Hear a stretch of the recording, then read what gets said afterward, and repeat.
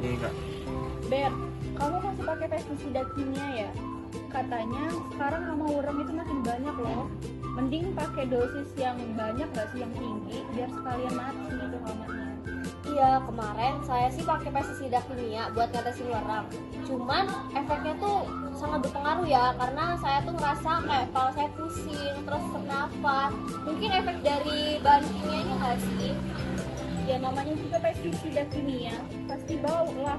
Tapi kan kalau nggak pakai pestisida kimia ya bisa-bisa sekarang tuh kita jadi gagal panen. Contohnya sekarang misalnya kemarin tuh pakai pestisida nabati, tapi nggak ngaruh apa-apa, malahan daun padi saya habis makan ulat.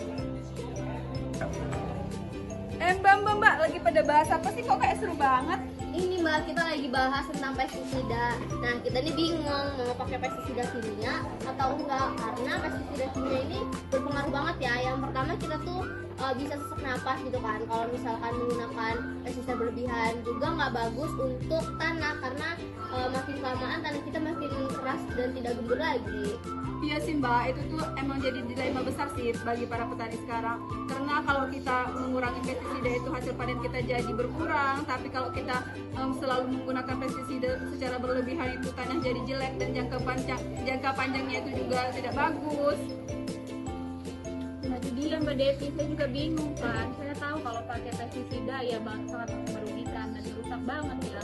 Tapi ya sekarang harga pupuk sama obat itu makin mahal. Terus gimana loh kita petani ini ya, buat belinya nggak ada uang. Iya, kita dilema banget gak sih buat para petani ini, karena kayak serba salah kita mau kayak gimana gitu kan buat keberlanjutannya.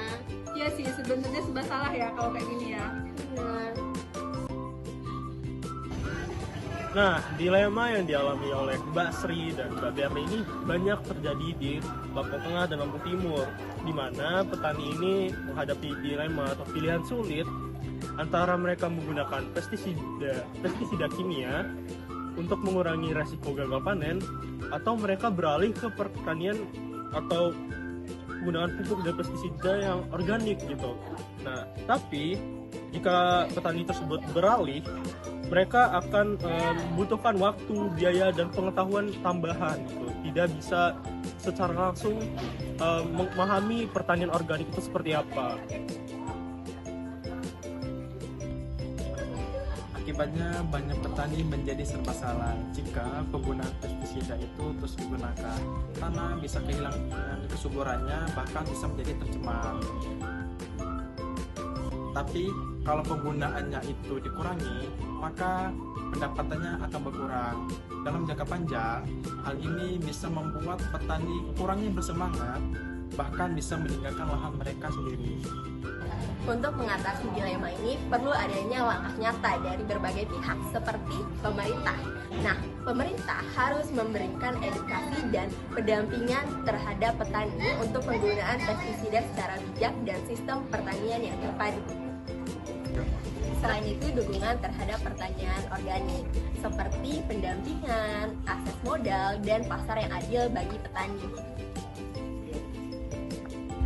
Menjadi petani memang tidak mudah, tetapi dengan adanya pengetahuan dan kemauan untuk berubah, semua tantangan bisa dihadapi.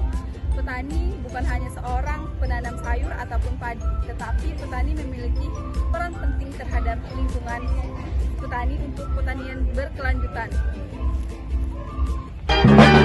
One is the loneliest number that you'll